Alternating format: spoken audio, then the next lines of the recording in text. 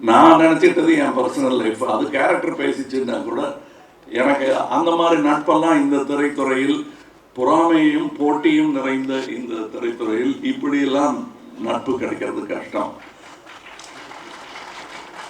இருக்கிற டைலாக ஏன் சொன்னேங்கிற மாதிரி பார்க்குறாரு அவர்.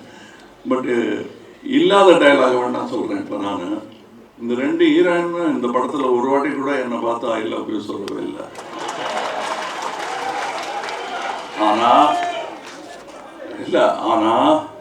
டெய்லி காலத்தால் ஷூட்டிங்க்கு வரும்போது காலையிலையோ நைட் ஷூட்டிங்கோ எதுவாக இருந்தாலும் என்னை பார்த்து ஐ லவ் யூ சொன்ன ஒரே ஆள் வந்து ஜோஜு தான்.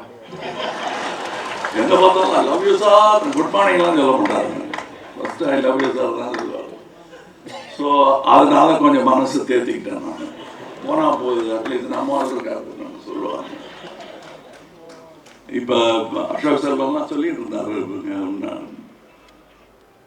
ரொம்ப ஆச்சரியமாக இருந்தது. எனக்கு என்ன ஆச்சரியமாக இருந்ததுன்னா, என்னுடைய ஆரம்ப காலங்கள்லாம் ஞாபகம், பெரிய பெரிய நடிகர்கள்லாம் இருப்பாங்க, பாலச்சந்திரன் டைரக்ட் பண்ணிட்டு இருப்பார்.